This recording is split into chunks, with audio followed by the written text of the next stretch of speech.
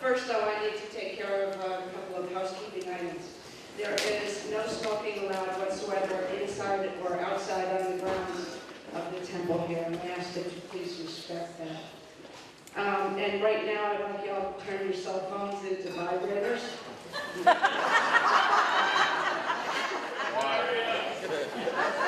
I do need to apologize, though, because last year I promised you that we would get another selection. And that didn't happen, but we do have a selectman in the play, and that was as far as we could get for the season attorney and that's it. But we did find 10 great people to be in this play, and our cast is made up of volunteers. They're not professional actors. They've worked very hard at rehearsing, and it's difficult to concentrate when you're laughing so hard at your lines. You will see them holding a script like I am here, and so bear with it. This is a red play. You still will enjoy it tremendously. I will tell you that the role of Guy Happy, the gay Kruger, is being played by our co-director, Fred Retainers, tonight, who stepped in to take Mark Dolof's place at the last moment. We need to thank a few people, though, without whom this production wouldn't be such a success. National Grid.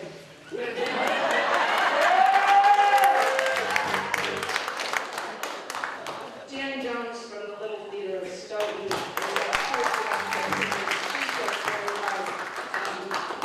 Even brought us these stages, which is fabulous, so that everybody can see all the way to the back of the room. I want to thank her for what she's done. She's turned these amateurs into such professional comedians. IKEA donated the chef's apparel that you'll see on our chef this evening, David Lambert.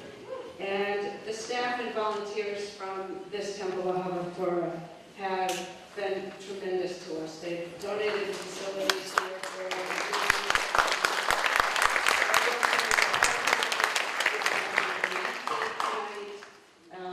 they're working in the kitchen, and so we must really thank them tremendously for their efforts.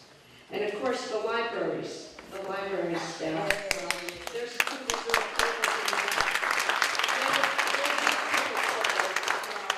everybody went to the library to get their tickets. This was great.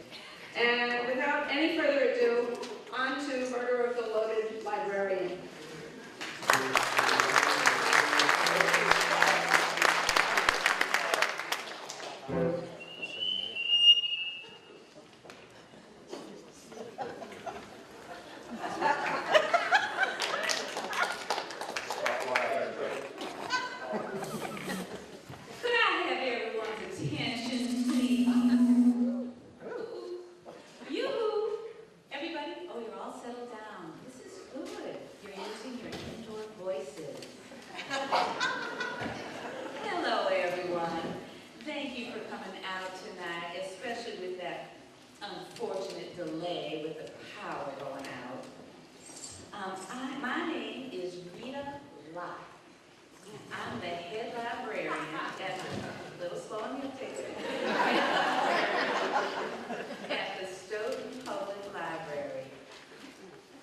would like to welcome you all here tonight for the very special reading of the last will and testament of the founder of our library, the late and filthy rich Lida Bucks. She created the mint-flavored library paste. We just love that at work. As you know, Miss Bucks wished to have her family and friends gather here tonight for her last will and testament. So let's begin with introductions of our special guests tonight who have come to the Stoughton Library to receive their much-deserved inheritances. Mason? Mason? Mason, where are you? Mason Russell is the executor of the will. Oh, there you are, dear.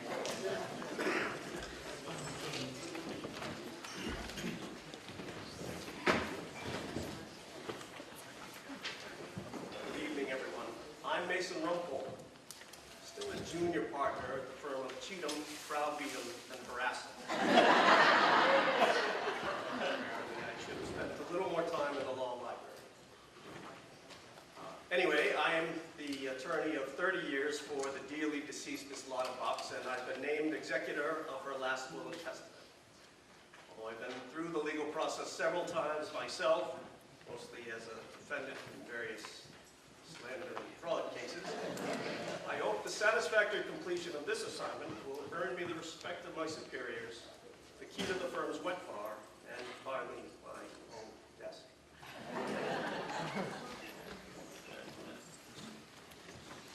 Heathcliff Bucks here. I'm the inheritor of the Bucks estate. Hello, ladies. I want you to know I'm the Playboy's son. And look at the ladies here. Hello, baby. Woo. Ain't that a beautiful? Woo. All right. What a handsome couple. I'm excited to be here. Are you all excited to be here? Ah, that's great. Well, you see, I'm really not excited about a library, because I never been in one. It's the truth. Me mumsy liked the place. Not for me, though, no. But thanks to me millionaire mumsy, I gotta tell you, I am proud that I have never, ever, ever worked a day in my life. Unlike you folks. It's too bad, that is. And that includes studying. So these kind of library places, they give me the willies. You know, there's too many smarty pantses like you guys. I just don't like it. I prefer spending my time at the track. You know, betting a little, checking out the babes. You know, at any rate, I'll bet you the dollars to donuts that I still can teach you a thing or two, even though I don't have none of that education stuff. But first, let's talk about your Patriots. I'll teach you about that. They're a sure bet. Okay? To lose, right? And I'll take all your money. I'm taking all your money, 2-1. You guys would know what odds are. I'll give you 2-1, they lose. All right, mark my words, 4 points. All right? Tell you, and I even know why. Did anyone look at the forecast? 57 and sunny, and then, if God wanted the Patriots to win, she would have sent a snowstorm. That's right, she would have. Come on, think about it. I'm going to take your money, it's like taking candy from a baby. All right, so now that I taught you about some sports, I'm going to teach you some even smarter stuff. You got to think about what I think about when you don't work. So here's what I got to ask you. How many of you knows what the plural of a plural is? You got to think about that, don't you? The most it's just like when I came here. You know, the closest I ever come to a library was with my bookies. That's a library joke. Put up with them. Think about the singular form, right? It's a book, right? The plural form is of books, right? So the plural of the plural is the bookies. So now you teachers out there, didn't I just use the example in a sentence? Not too bad, right? Not too bad. But let's make it easier, because you guys probably don't think it's that good or it's that common, but it is. Booger, boogers, boogies. My grandchildren had boogies, didn't they? And by the way, if I have to dissect it for you, You medical types out there, it's called a pluralectomy. Right? And by the way, I thought of this all by myself. Hard to believe. It really is. And it's been around for 100 years. It really hasn't. Mark Twain, he used it.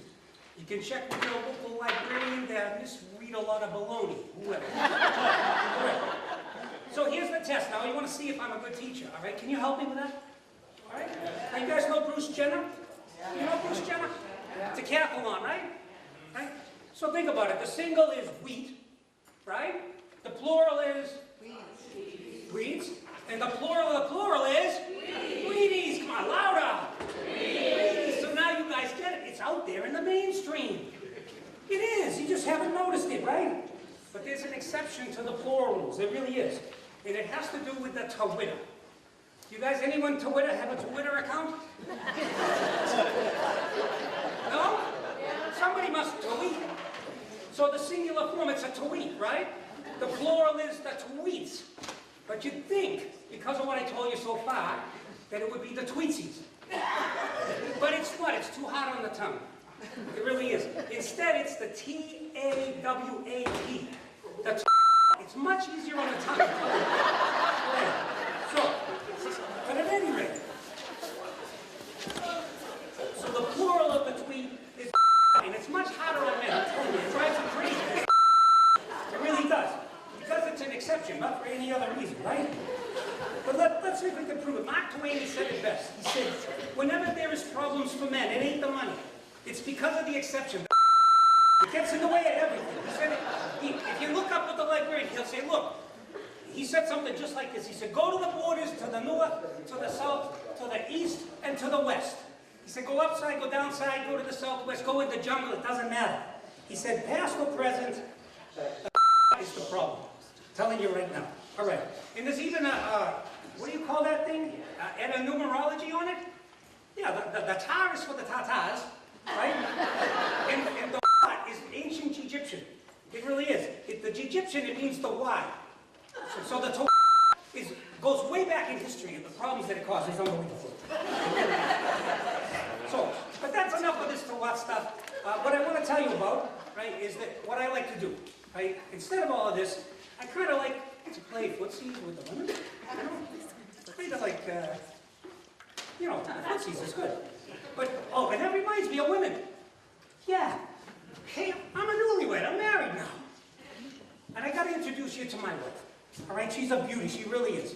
But you know, marriage isn't quite what I expected. I find myself winning a little bit. I'm just winning a little bit more. Winning a little less, actually. I'm getting burned a little more. You know, this lighter thing, it just hits me all the time, right? But at any rate, so let's bring her out. Her name is Madonna, right? So let me grab Madonna, sweet cheeks, sweetie pie. Come on, Madonna, come on down and meet these mouthy, newly educated folks. But guys, listen up. Check out the yams on her. Whoa!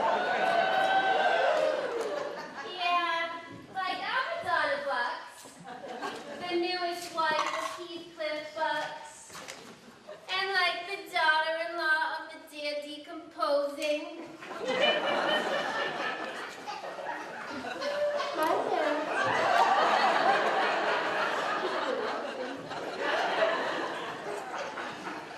I'm all totally happy that I'm married to such an incredibly wealthy family. And I totally plan on spending all that mega money on a regular basis.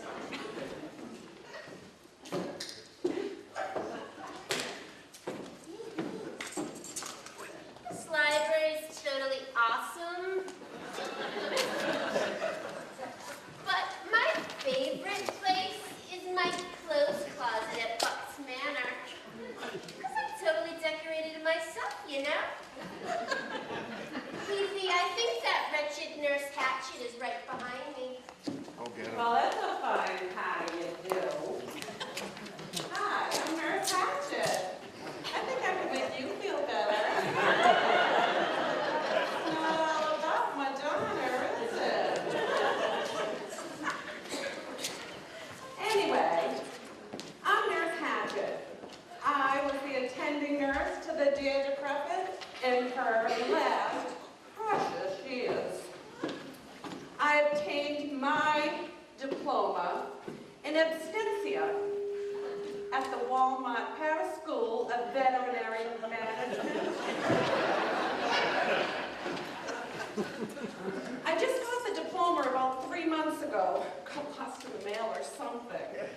Anyway, I majored in diseases of the fur and minored in hernia prosthetics. Personal favorite. Anyway, thanks to all that studying at the library, I graduated from my 3-week course at the top of my class of 4.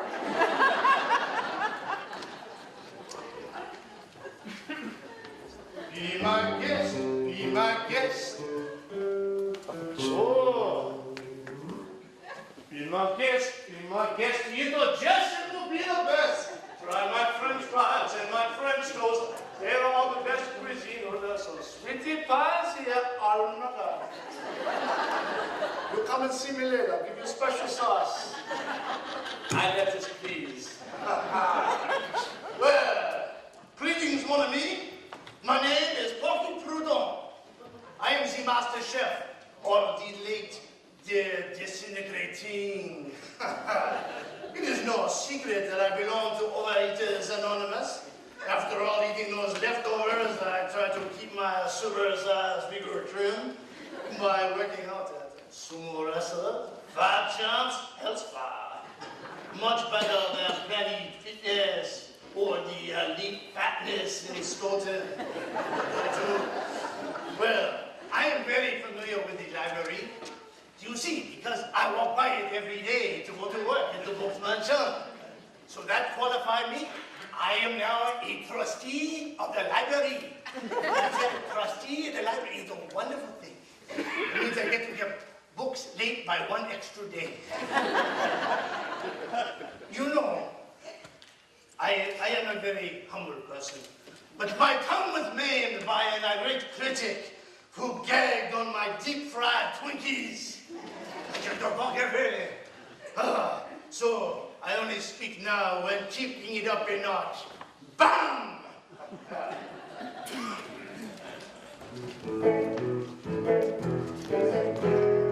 Hello, people. Hello, people. Cheeky guy. Hello, people.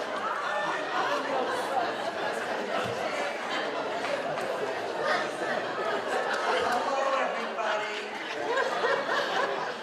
I'm Dee Happy, the poodle groomer, and Mary Jane Cosmetics rep for the Dear Deteriorating. It's true. I feel more comfortable with the family dog, Pee-Pee. He's a Saint Bernard, poodle, dachshund, Doberman cross. I feel more comfortable with Pee-Pee than I do with people. But I'm handy around the mansion, filling in when needed.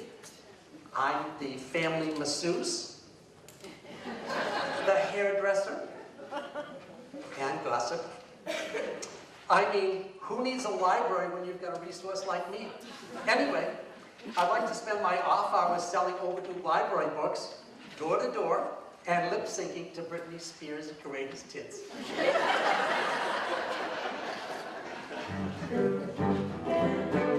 Oh, Indy! Indy! Is that you? Indy! Here I come. Take it easy. Don't get your pee-pee in an uproar. Yo, Indy! Is that Fesca? Yo, I'm Indy Kowalski. I'm the chauffeur for the Dear Depreciate. I've been with the Bucks family since I dropped out of driver's ed. I'm not worried about my inheritance. I don't need much. My prized possession is this earring in my left nipple, my cat tattoo, and my bikini wax. My favorite sports. And driving the Caucasus SUV around the front lawn. So what's the library anyway? Has anybody seen, have you guys met the nanny yet? What is that, kid? What is he hiding on me again? Trying to hide me in the closet 3 times. And the 3rd time he did.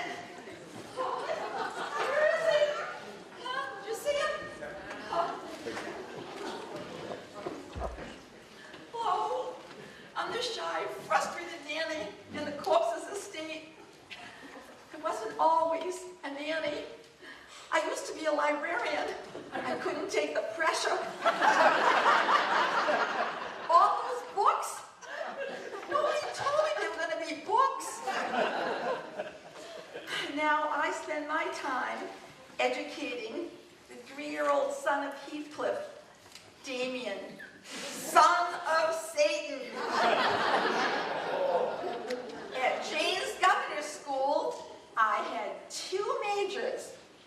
Acrylic nail repair, and Botox counseling.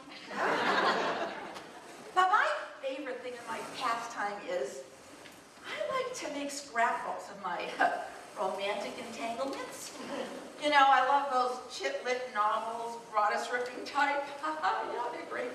Hey, you in the front row. I saw you at the library. Yeah, you had the Christian Science monitor. Thought nobody would catch you. You were reading 30 Shades of Grey. I saw you. And besides, here's a better thing. If you read it while you're licking brownie batter off a spatula, whoo, sensual. Sensuous. Yo, his name's Rocky Stallion. Yeah, Rocky Stallion, fresh in from the Jersey Shore. That was the paid romantic of the petrifying cost. Christ, she couldn't keep her hands off me, you know what I mean?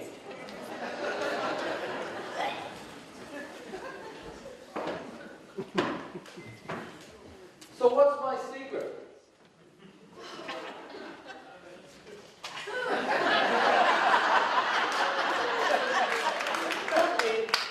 Because I polished my teeth with whiteout. I shaped my spiky hair with Verathane. Who knows what Verathane is? Anybody? Raise a hand? No. I don't either.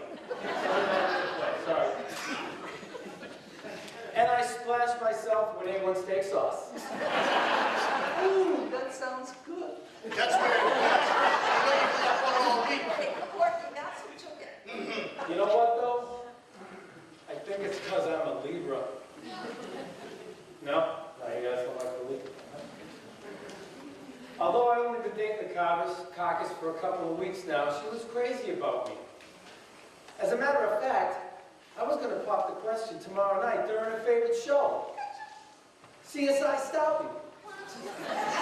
You know, how much money you really got? But it's too late now. I think I'll go get a dictionary and look up that word inheritance y'all been talking about. See what it means.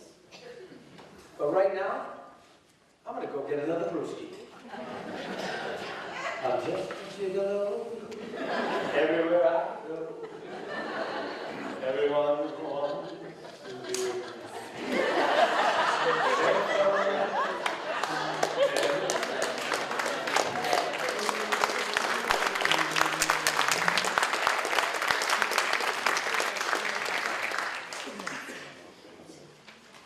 Well, since everyone seems to be here, why don't we begin?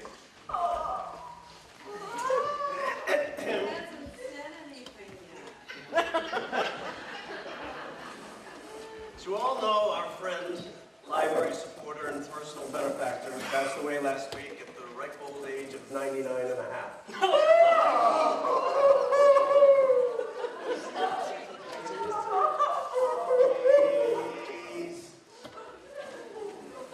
Although she was being treated regularly for a heart condition, porcelain nail fungus, and hemorrhoids. She apparently died of natural causes. Her body was found at 11:30 p.m., about an hour after her last scheduled dose of medication. In spite of the medicine, it seems her heart gave out, her nails has dropped off, and the condition of her hemorrhoids cannot be discussed.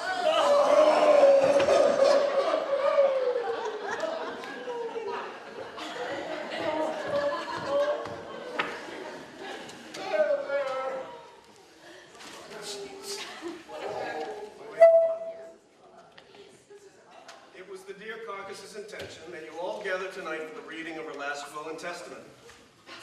I understand Rocky Stallion, her young recent companion, prefers to remain in the other room with a generic can of beer. He doesn't enjoy to be read to, preferring to wait for the movie. So he's asked me to advise him of what the corpse's will allows for him, which I'll do so after the reading, and if everyone else is prepared, I'll begin.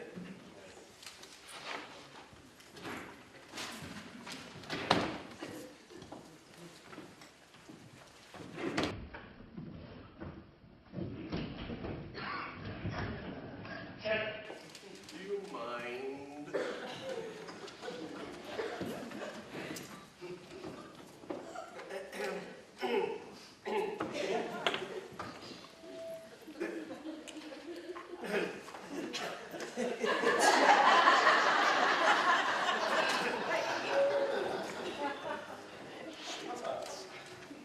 Last will and testament of Miss Lotta Bucks, daughter of the late filthy rich tycoon Butch Bucks, wholesale mint-flavored library paste inventor.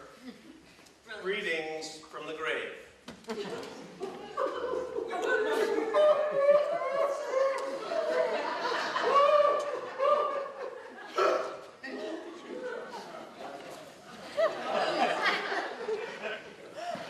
I, Lotta Bucks, being of sound mind and solvent bank account, do hereby bequeath the following earthly possessions to my relatives, friends, and servants who are gathered here today for the sole purpose of finding out how much they're going to get from me. To Mason Rumpole, that's me, my ineffective litigator, I leave this imitation leather briefcase filled with receipts from bail bonds I purchased for him over the years, in the hope that he won't be sued by his law school for ineptitude.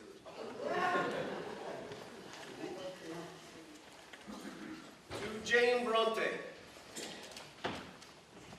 Jane, my grandson's overrated governess, who taught him the 3 N's: insensitivity, insubordination, and ingratitude.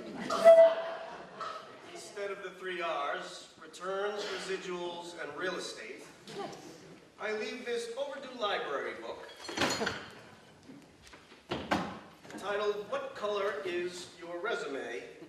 A practical manual for job hunters. A book? A lousy book? All in the hope that she'll be able to con someone else into giving her a new job. To Indy Kowalski, my breakneck chauffeur who drove like a blindfolded old lady, I leave this wrench. A wench?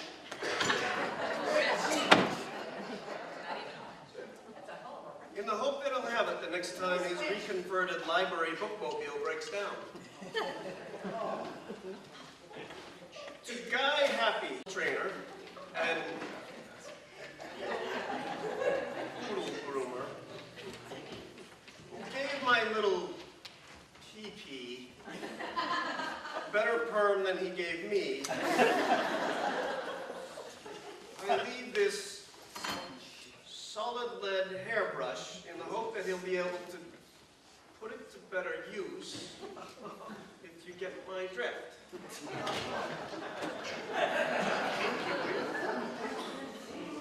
Something must be wrong here. To Porky Prudhomme, my tasteless cook, who should have practiced stuffing turkeys instead of stuffing down McBurgers. I leave this rolling pin in the hope that my former cook will learn the difference between pizza dough and Play-Doh.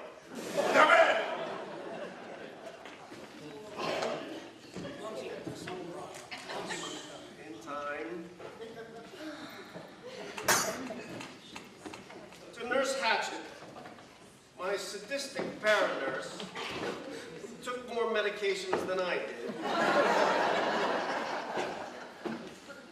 I leave this reflex hammer in the hope that she'll test herself for signs of life before she does another nursing job.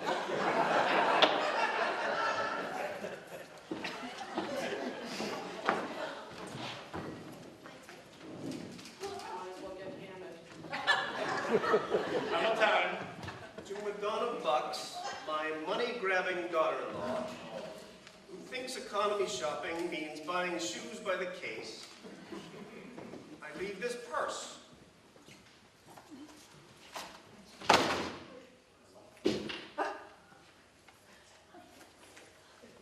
Filled with the substance that fills her empty head. All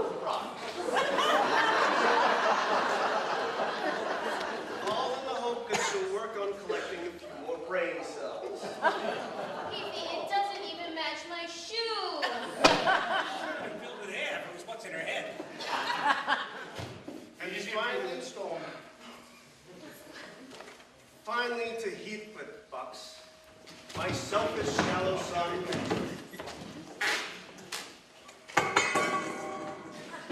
Thinks his Playboy image shouldn't be spoiled by an occasional marriage. I bequeath this horseshoe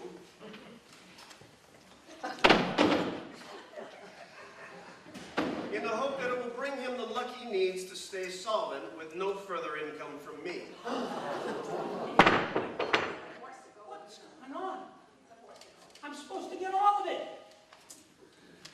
Well, let's go on. Maybe you do, although I doubt it. That's it for my relatives, friends, and servants. But of course, I really must do something with that vast fortune I've accumulated over the years. Take it up. Well, naturally, some of it will go back into the library so they can buy that new Inquirer subscription and add it to the magazine rack. But to Rocky, my sweet young hunk, I leave you the rest of my entire fortune, worth over $100 trillion.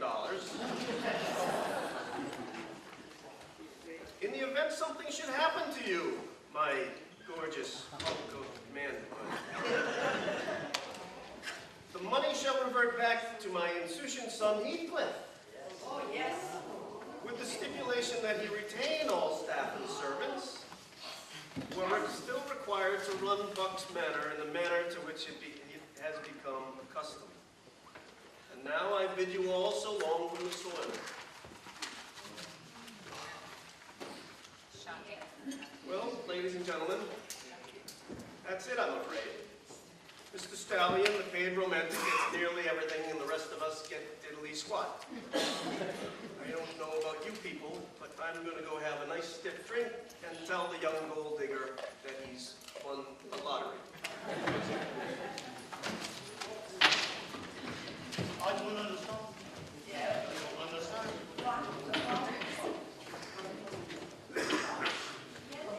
The library or something, sure. I got a book. That evil witch, and that's witch with a B. How dare she call herself my mumsy? Yeah. Oh, man, a lousy horseshoe? Well, and why would she give it to a gold digger like that? Yeah. I'll be all right, I guess. I mean, I make some money at church bingo, and taking bets from you guys is easy money. So, you know, but look at, she's the one who raised me. She made me this way. It's not my fault. She brought me my first lottery ticket, a real winner. Right. Isn't that right, Sugar Pie? I'm not so bad. I want to support the ABC, what I mean then. But I do like to play the odds. I mean, the one bad thing, I didn't mean to set fire to her PB. I mean, the dog, he had ticks. And, you know, I just try to burn them off, that's all. Just a little bit at a time. Maybe I shouldn't have used the blowtorch. Hindsight is 20/20, I guess. But I don't understand. Why would she give me all those trillions?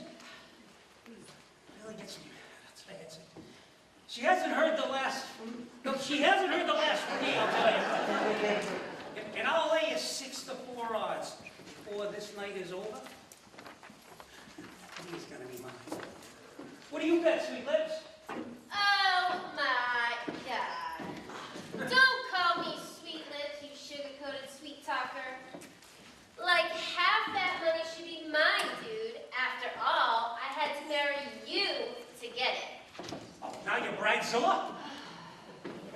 Right. And how does she expect me to look my best without spending a little of the family's bankroll? You know? I'm just sure. Oh my God, do you know what it's been like living in that mausoleum? Not a lot better than the place that she's headed for now, for sure. I had nothing to do all day besides redecorate my clothes closet. Fifi, darling, like I hope you can afford to pay for a divorce because I have no reason to hang around now.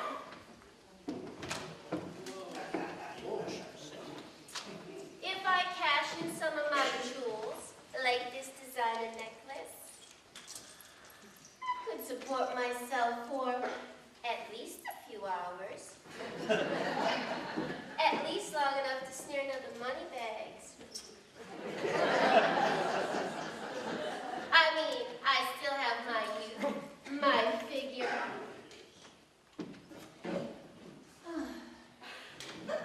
My big hair. Like, where's Rocky? I think I'll join him for one of those delicious virgin downfall concoctions he's always whipping up. Later, dudes. Hi, Virgin's downfall. You fell down a long time ago, dear. You're the only person I know who tumbles at the sight of a zip-up. As for you, you got exactly what you deserve.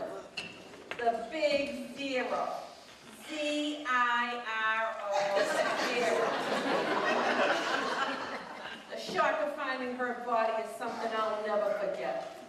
I went in about 11:30 to give her medication, you know. She was just lying there, her hand puppy stretched out like towards the call button.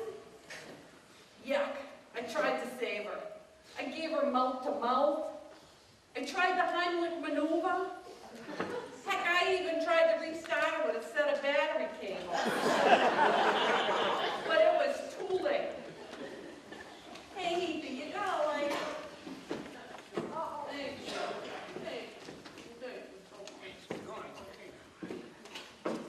Anyways, the done call button must have had a short or something. The only thing I can't understand is her leaving me this hammer. I'm the only one who took care of her, whipping up her laxatives and hot fudge syrup, hosing her down when she'd up chuck. Did any of you greedy pigs do anything for her? Nah, you got exactly what you deserved. Nothing. N-U-T-I-N, nothing. Bonjour. We have a saying in my country, treat all the rich person like dirt, end up buried in fertilizer. Oh, I do not understand why she not leave me nothing in the will. I only fix the finest contemporary cuisine in all of Stoughton. Every day, liver pot pies, sweet and sour alligator balls, reconstituted fried sushi. Oh, only the best for Madam Books.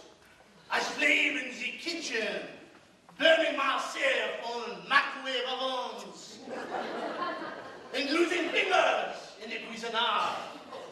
Oh, she drooled over my Tabasco lattes, my mesquite sundaes, and she leave me only this rolling pin. Oh.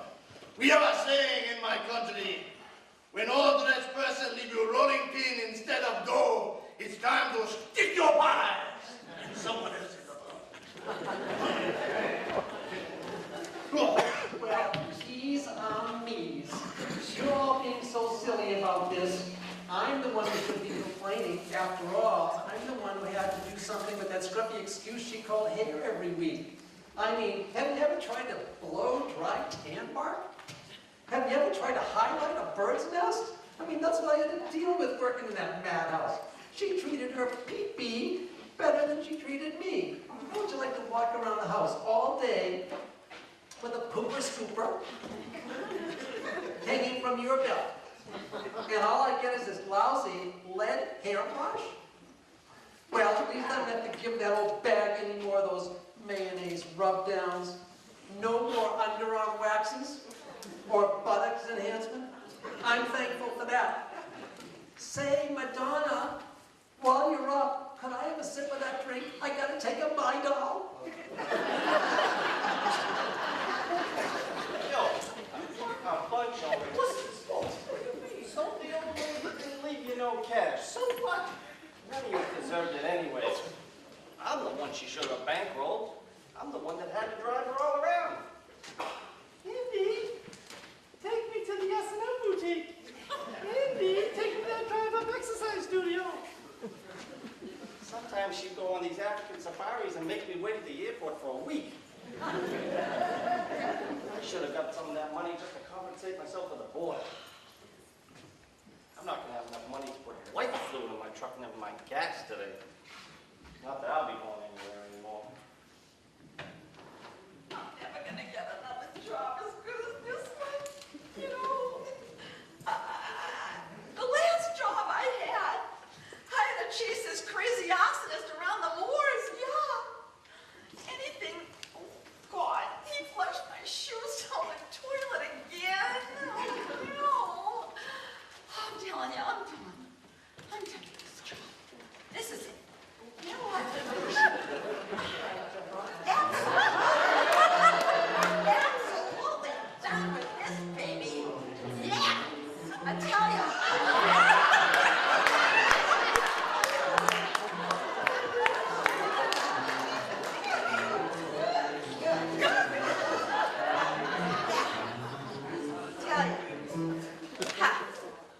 Between cartoons and videos, I managed to teach the kid a few card tricks. But you know what? I'm not a very good teacher. I'm not cut out for this. You know, and yeah, when I went to, I wasn't cut out for this. I went to this governor's school and I learned about hostessing. Yeah, I'm a good hostess. I serve lots of, let's see, yeah, ring dings, yep. And I serve a lot of frozen pizzas. And I'm a great party girl. Yeah. And you know what? I tell you, I don't need that book anymore. I don't. And you know what? That kid, he is pretty clever though, you know? He's the one that recommended me for the job, yeah. And you know what? That's because I told him I was into naughty lingerie parties. He probably thought that was a good omen, I don't know. That's my boy.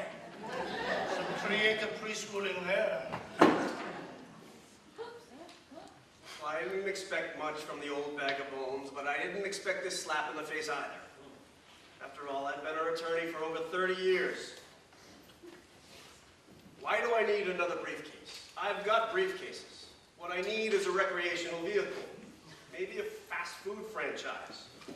What am I supposed to do with a briefcase filled with old bail bond receipts? Only I'd listened to my mother. She wanted me to be a sanitation worker, a telephone solicitor, anything but a lawyer. If I listened to her, I'd be out of the trailer park by now for sure. Slap in the face. Yo, $100 trillion. $100 trillion? Rocky, wait! No, no. Wait! Mr. Butthole. Sorry. Butthole. I'm sorry. $100 trillion? Holy cat of nine tails. I'm filthy rich. Ha! And all you library lovers, you get nothing. Nada. Niente. Zilch. Well, buy some. We'll talk later, all right, sweetie? Hey.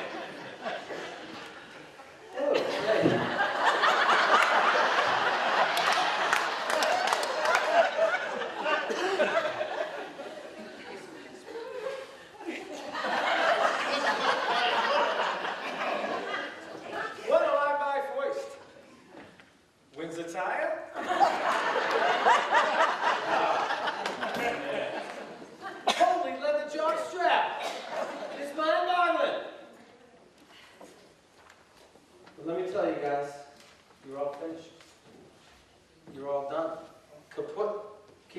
of money for myself.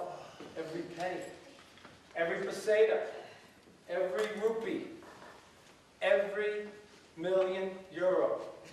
Holy gorilla mask, I earned it. You know the things I had to do to get this stuff? Demeaning things, terrible things, horrible things. I had to take her on moonlit walks, hold her hand, I had to stroke her hair. Yeah. She didn't want to do anything fun. No bloodletting, no torture devices, nah.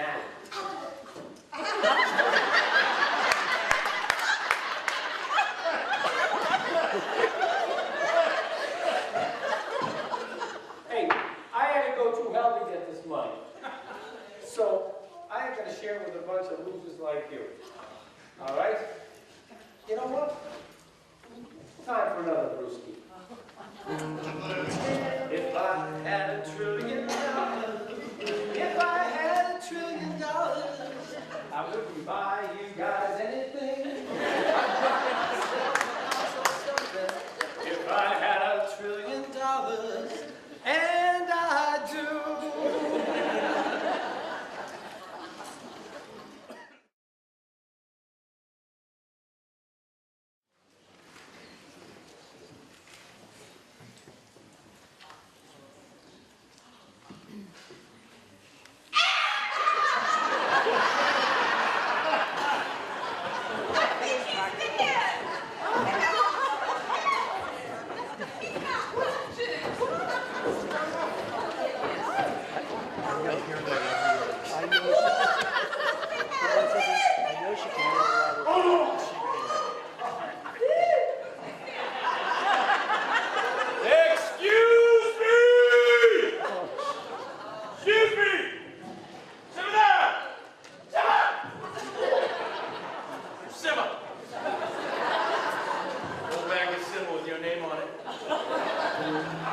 Stand back! My name?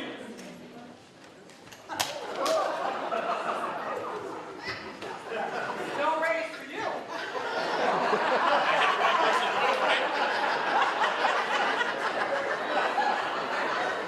Lieutenant Clouseau! Stoughton homicide. And I am here to investigate who's dead. This unfortunate murder. Okay. I mean, yeah, hell with that.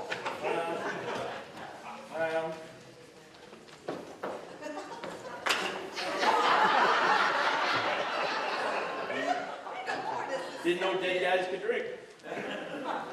Is that nickel is mine? Huh? No, we're not poking. There will be no poking. Crime scene, back off. Back off. Right back. Hey! We'll make you come over there.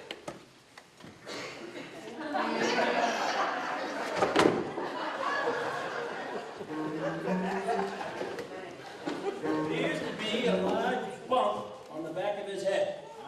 It's covered with blood. Oh.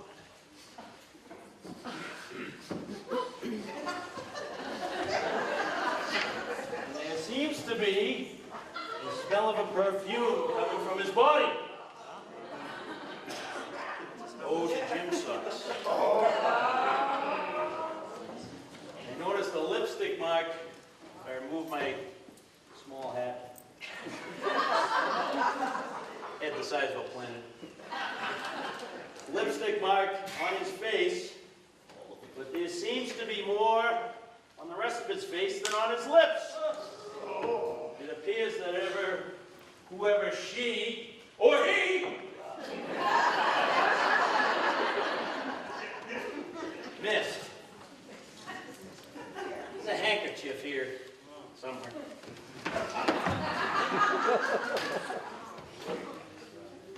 It says sweet cakes.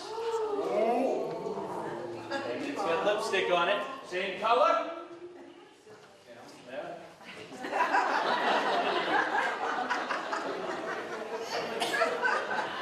I see there's an envelope marked Rocky Stallion.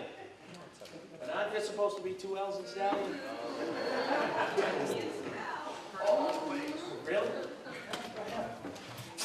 My guess is someone came in here during the blackout, whacked him in the back of the head, and took off when no one was looking. Oh. Right? Interesting fact, though. None of the weapons has any blood on it. Yet there's nothing else in the room that could have been used to kill him.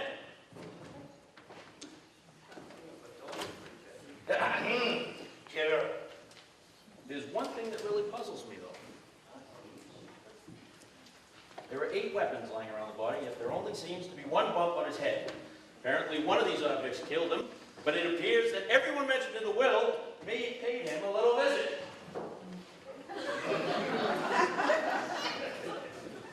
All right, I'm going to take a look around the scene. But, in the meantime, I could use some help. Feel free to check it out. Just don't get your fingerprints on anything. We got to figure out who did this. What do you think, Bucks? Now, I'm talking to you there, tennis racket boy. Get out here.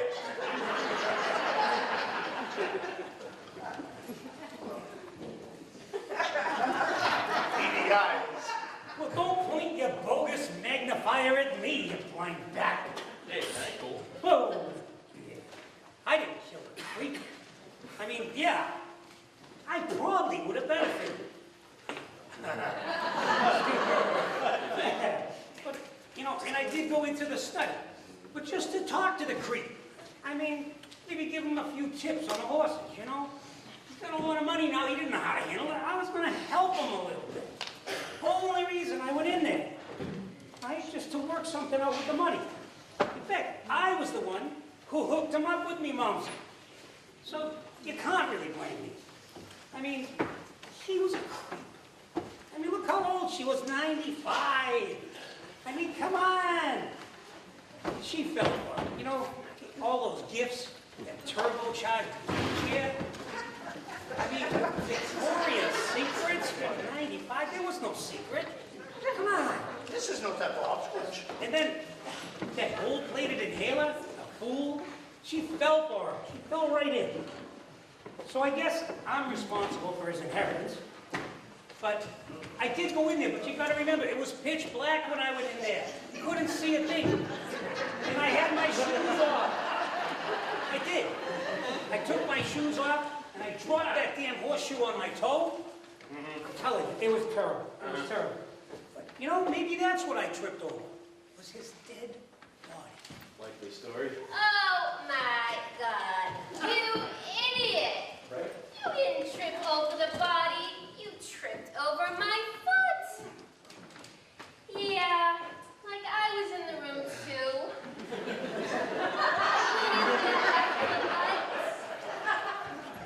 Why wouldn't you? I went in there after the lights went out because I thought he might be interested in a little tender love and care. I'm sure you would. The grieving lover, the dark room, Makes perfect sense. the beautiful girl, Absolutely. and all that money. It was making me totally hot. So, like, I thought if I showed him my charms,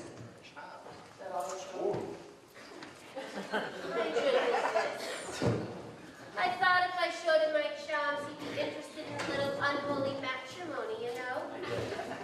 It wasn't any big secret that he and I were having an affair on the side. Yeah. After he played lover to the boy, to the big dead one, he come to my room to be with like a real woman. Makes perfect sense.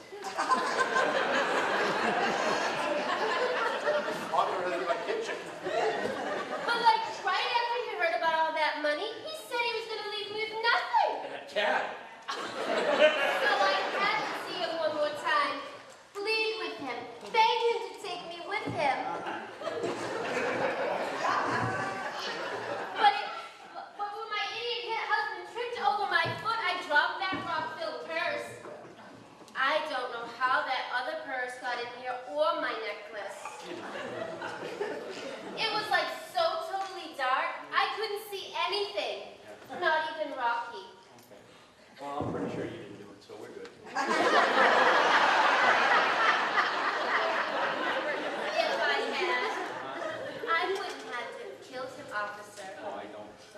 gotten some of that money with just a few more kisses.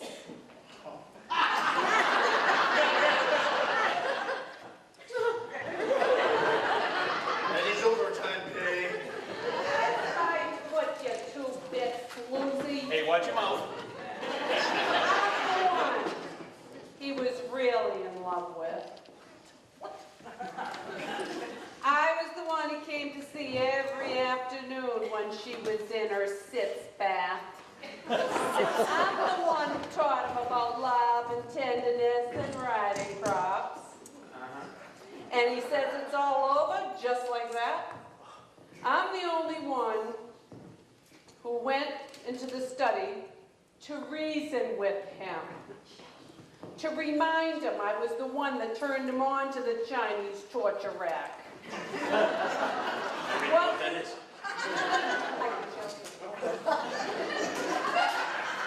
What would his life be without the automatic sprinkler system? The electrolysis machine. But after Mason told him the news, he said he didn't even need any of that stuff anymore. Money was all he really wanted. And he didn't intend to share it with anyone. Yeah, I was in there too, but I didn't kill him. I didn't. I loved him too much for that.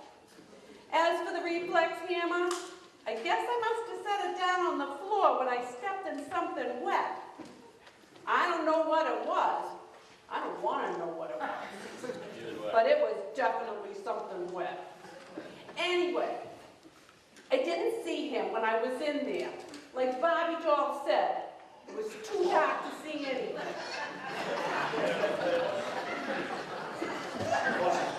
Sacre, don't look at me. I didn't kill him. Oh, it is true he treated me like leftover. It truly treated me like leftover chicken fat. But I didn't kill him. No, rotary pin. It must have fallen him out. I went in to offer him a snack. Overtime pay. You know, I wear the helmet. Oh. I wear the helmet because my hair is so unmanageable. So I knew that everyone knows that I never have hair in my head. Yeah, we'll see. But I don't kill Mr. Scallion, even though he treat me like green things in the back of your refrigerator, especially yours. I was trying to win him over with my newest snacks, deep-fried carbs. Oh, well, we have a saying in my country, of course you know. When fired as a cook, you can always get a call from a job place because the Stoughton school system at the high school cafeteria hire anyone.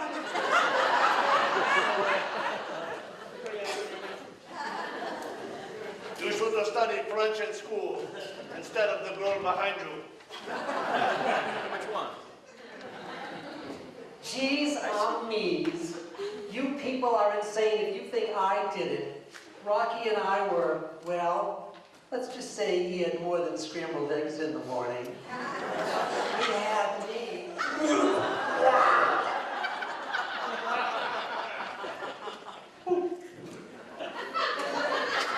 I could never have killed Rocky. He was everything to me. That's why I can't understand the sudden change in him after he got all that money. The money didn't certainly mean anything to me. With Rocky, I had everything I ever wanted. At least I did until now. But there are other fish in the sea. I still have my figure. This here piece makes me look... Oh my God. Where's my hairpiece? Don't tell me that's what I felt when I went in to see Rocky and the stuff. I think it's moving over here. Something brushed my head in the darkness. I think it was a plant or something. It must have been my hairpiece sliding off. I'm going to sue that hair glue company. I just went in to return a few things. His toothbrush, his curling iron, his whip. But I never saw him, honest. I feel so naked without now I do. And God, I hope this little peepee here, my little peep, oops. Who's really talking? Little peepee here. And, oh, peepee, Tommy, peepee, what are you doing here? Oh, my, peepee! Peepee!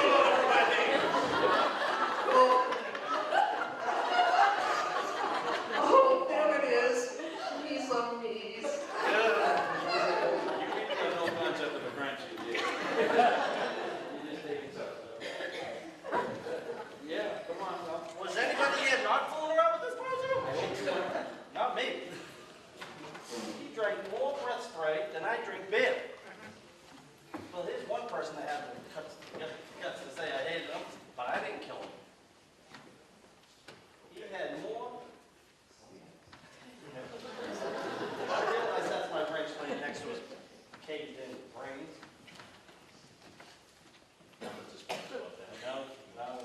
And he didn't do it. Ain't no way he did it. I wish I had done it, though. He made a fool out of Miss Bucks. Even if she didn't like my drive, she was kind of goody in the head, you know. That's probably why she fell for a toad like him.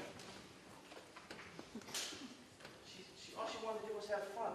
She said she learned it on the radio. From Cindy Lauper or Pete Brown. I even told him to lay off, but he just flashed that diamond-studded tooth at me. Told me to buzz off. So I went to the study. I gave him a piece of my mind, but I didn't see him. He was laying there right on the floor, I guess. But it was so dark, I couldn't see nothing.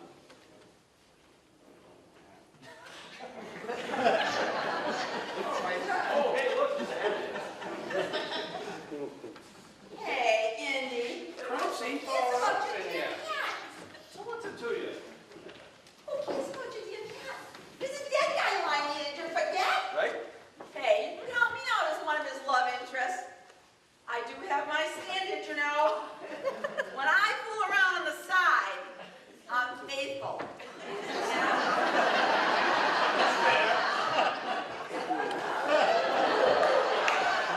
Well. This is a complete freak show.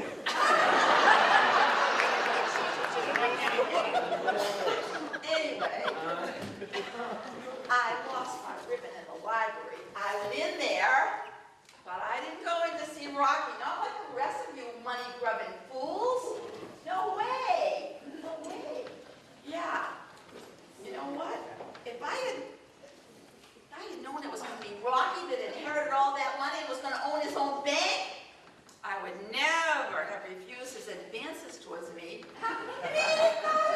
Yeah, every time the dead one went on the dialysis machine, he tried to take my hair down. Yeah, but I didn't let him. No way. I tell you what, though, I did lose my ribbon, but I went to the library. Listen, it was dark in me. So they say. Yeah. I went in to return that book I inherited, because guess what? I don't need it anymore. I just got myself a new job.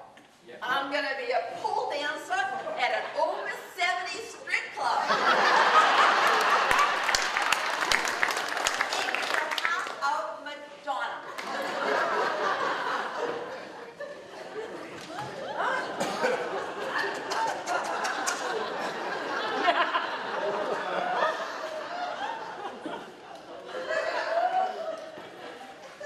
Apparently, someone in this room killed Vlad. So one of you is lying. Just don't look at me. I didn't have any reason to kill him. Yes, that's right. Crunchy, right? None of you care. Maybe I could have made a few dollars off Master Bucks and helping him invest his fortune. Really? But it wasn't me. I could have snaked a couple thousand off of him here and there. It wasn't me. I realized my briefcase was found next to the body, but I wouldn't bring it here and hit him over the head with it. All that grease would ruin the case. I came in here. I left my case down. I forgot to bring it. I dropped my glasses and they broke. Here next to the body. Very plausible. I had no reason to kill him at all.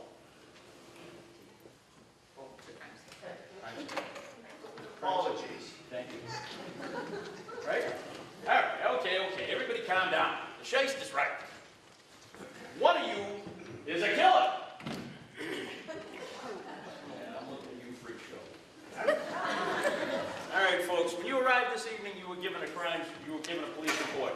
I'd like you to fill that out if you could for me, please, including the tiebreaker questions at the bottom, and turn it into either me or my assistant Dory in a few minutes.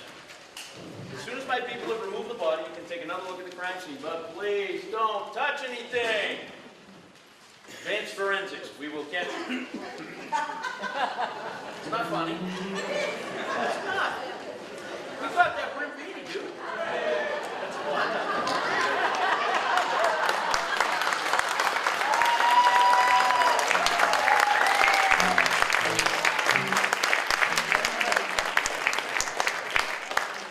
I see they're serving a nice dessert in the back, and quite frankly, all this talk of murder has just made me hungry. So these guys are going to ship this body out, and you guys grab something to eat, and then we'll come back and figure out who done it. Ain't she cute? Yeah, she didn't do it.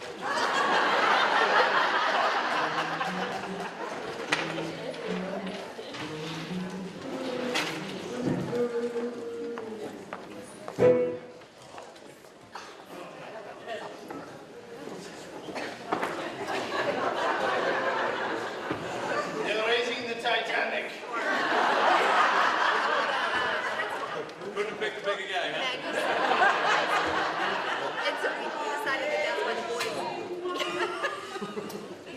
Have a hand for our fire department, please.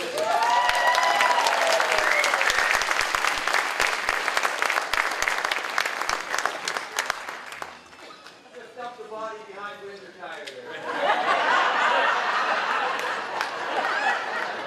Well, up and go. Isn't there enough industrial waste back there?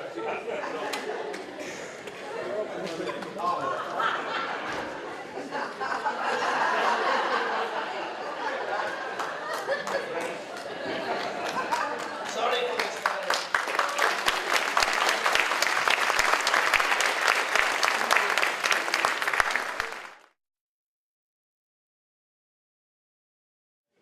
All right. I have your attention, please. It's time to solve this mystery. Looked over my notes and studied these police reports, and I just can't figure out who done it. Shocking. Although, here are some of the better solutions that did give me some help. Sabria Stewart, am I saying that right? Sabria. I'm sorry, Sabria. She says that my girl Madonna did it. You're wrong. She didn't. No, in my opinion. I'm not telling anything. The motive was money. Says that she killed him with a purse with 4 rocks in it. She snuck in to see him and have a secret rendezvous. In the heat of passion, she pulled out her purse and smacked him with it.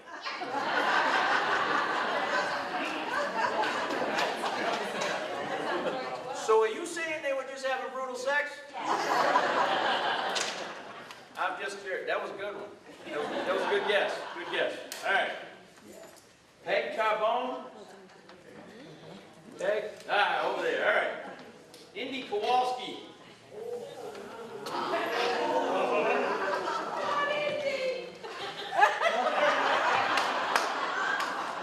Get all you want, pal.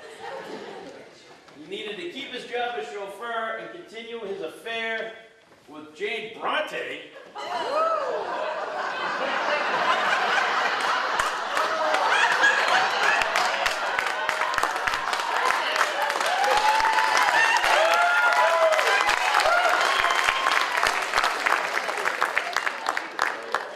Wasn't she doing anything?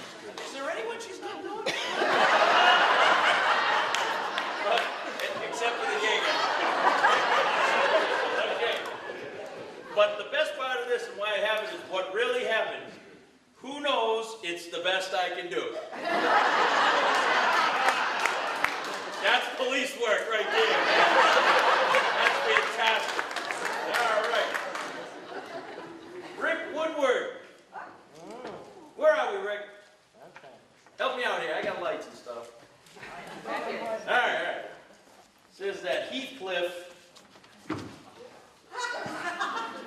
money / affair with wife, hit him with the hurt horseshoe, but the best part, tripped over wife and Rocky's floor because it was wet with dog pee. That's fantastic. All right. Rosemary Amadeo, am I saying that right? Yeah. Heathcliff. Oh, boy. On the list, right? You know.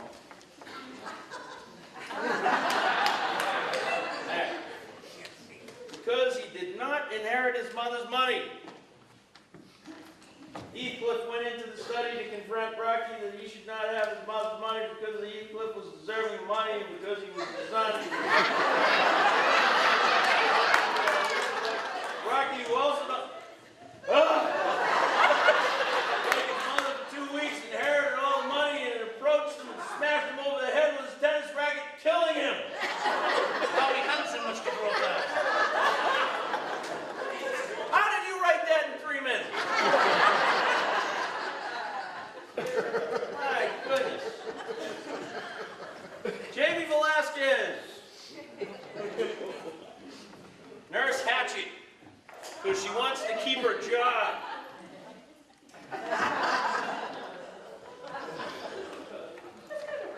Rocky was... Well, you know, you are weird. Yeah. Rocky was drunk and passed everyone, tripped on him, dropping their items. The nurse tried to check his reflexes, but hit him in the head.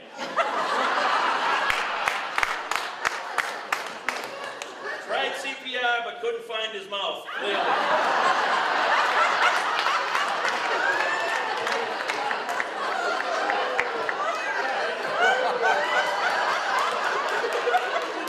All right. Quite frankly, I still don't know who the hell did this. These haven't helped me one bit. But I got a gut feeling that tells me that you stood to gain the most from this, Heathcliff. No, Lieutenant.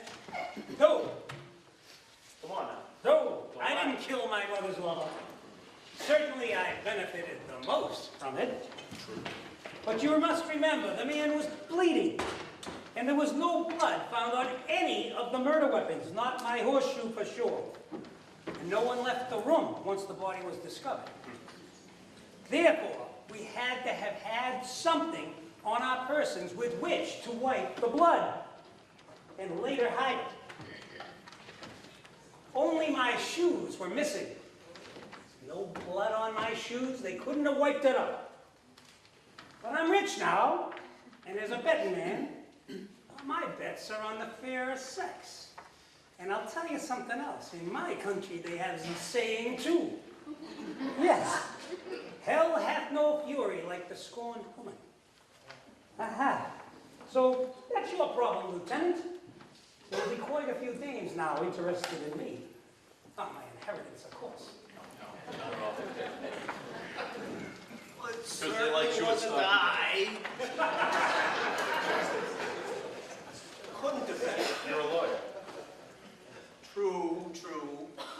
But I couldn't have wiped up the blood with the only thing that was missing from my person, the glasses.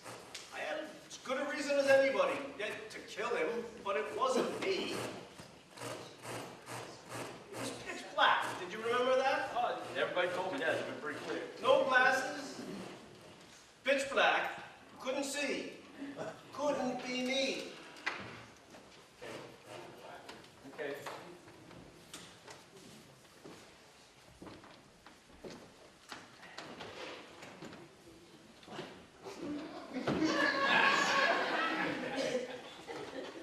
Oh, goodness me.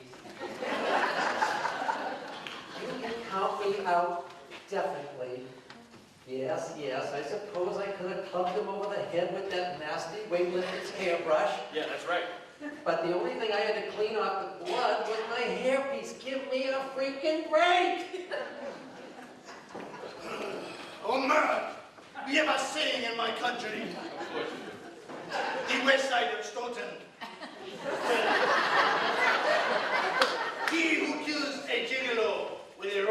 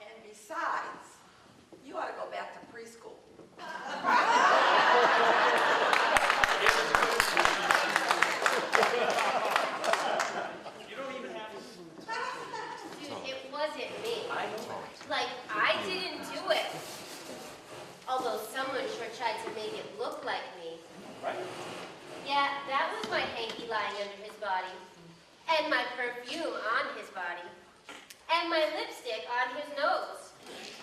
But it wasn't me. No, sure. Honest. I know.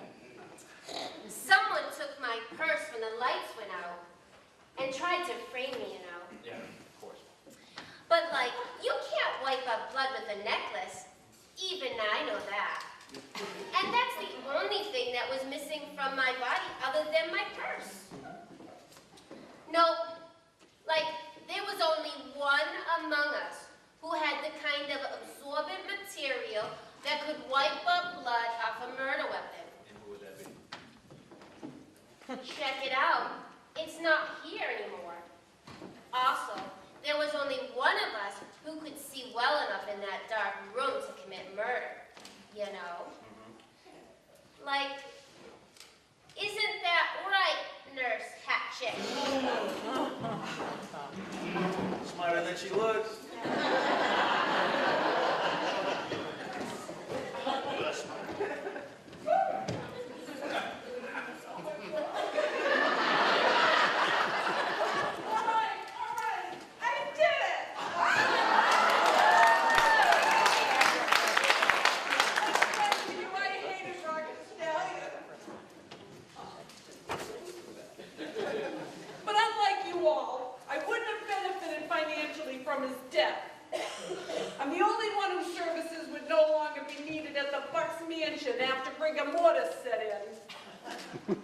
Remember that stipulation in the will?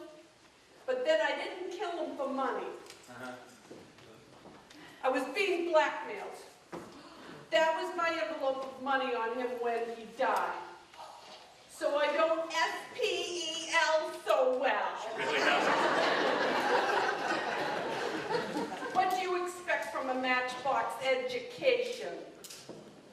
See, I was in bed with Rocky when I should have been giving the old lady her medication.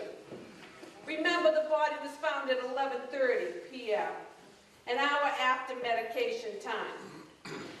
I said I went in to give her the medication at 11:30, but it was too late. Rocky threatened to expose me if I didn't pay him the money. After he inherited all that money, I figured he'd stop bleeding me. But he said he was going to tell anyway, just for kicks.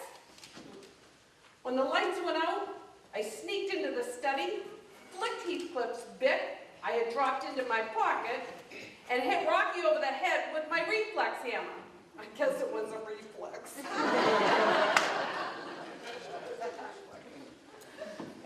Then I wiped off the blood with my cape, and I stuffed it under my clothes.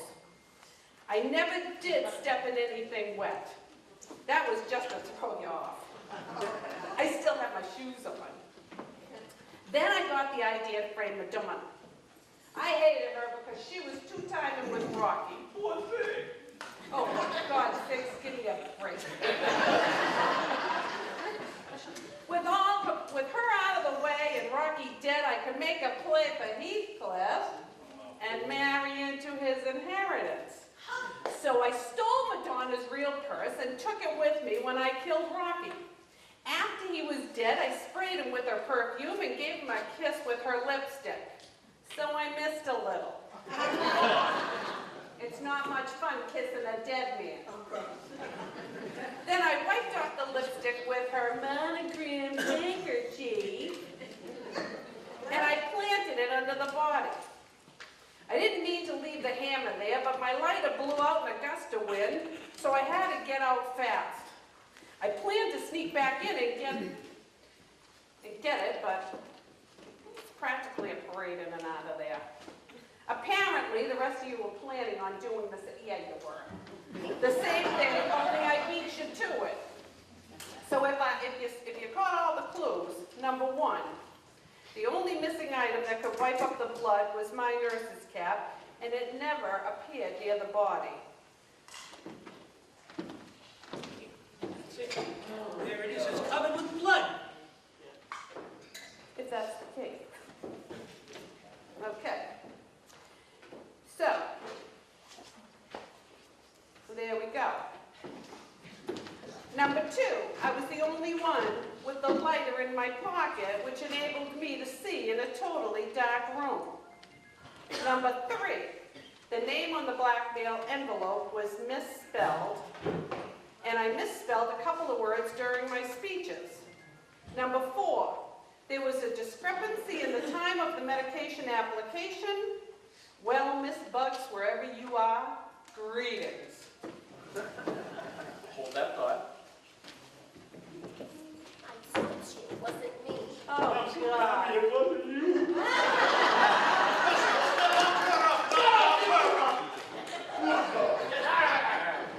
Get over here. Oh, my God. You're under arrest. And this is punishment?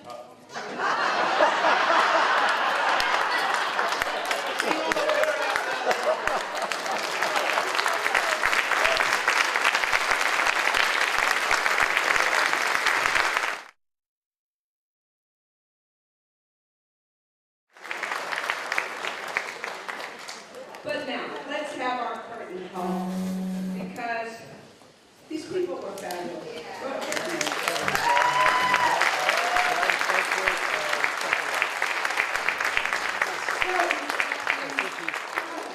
John, to the road.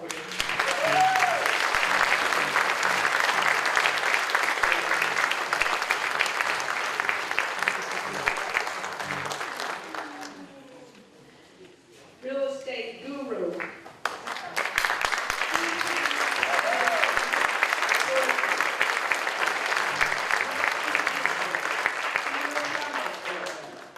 And our co-director, Freddie Timmons.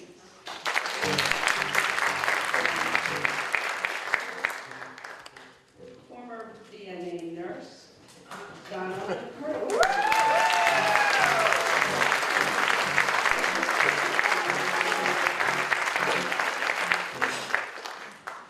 I know, this is hard to believe. Stoughton High School principal.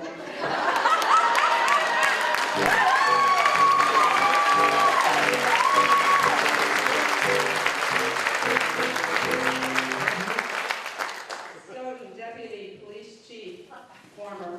I'm sorry, Cynthia.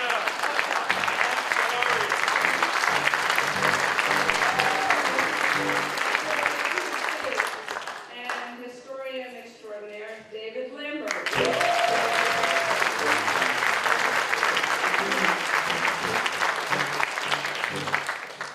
Owner of Creative Preschool, and Stoughton Public Library trustee, Peggy Seward.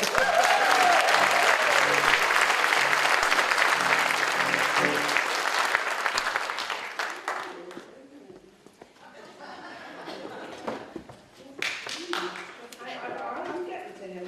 I can't straighten it out. Smack. Everybody know what Smack is? Smack is here filming. Our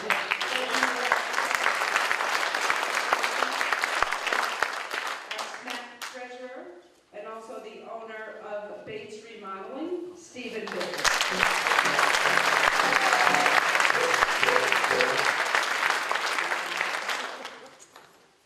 We have a real estate guru as well, a contractor and owner of Casey Enterprises, the man who donates the space for the Stoughton Farmers Market, Steve Kelly.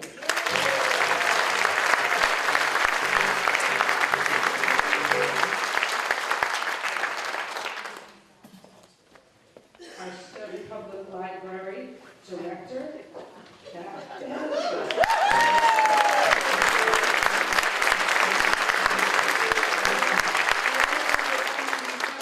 We can say no to.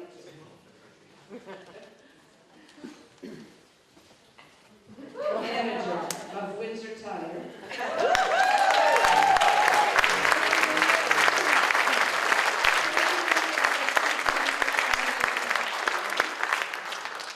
Soon to be board member of SOLA.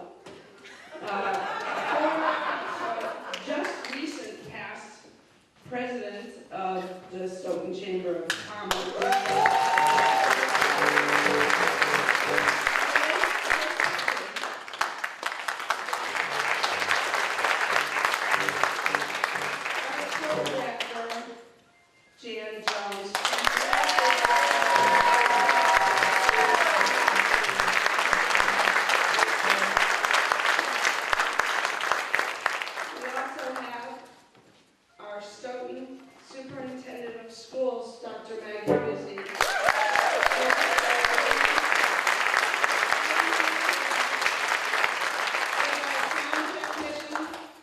Maloney.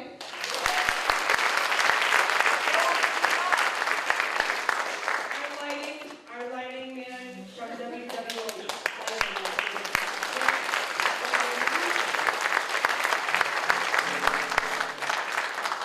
And Bob Bornstein and Bob Cohen here from the temple have done a tremendous amount of work.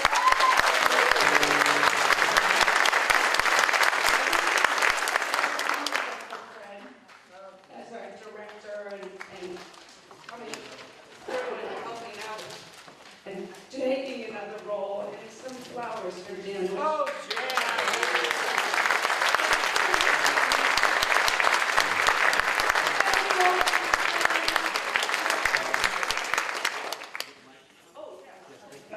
And everybody who doesn't know about this is Dory Franco, who was the casting director. She coordinated the whole thing.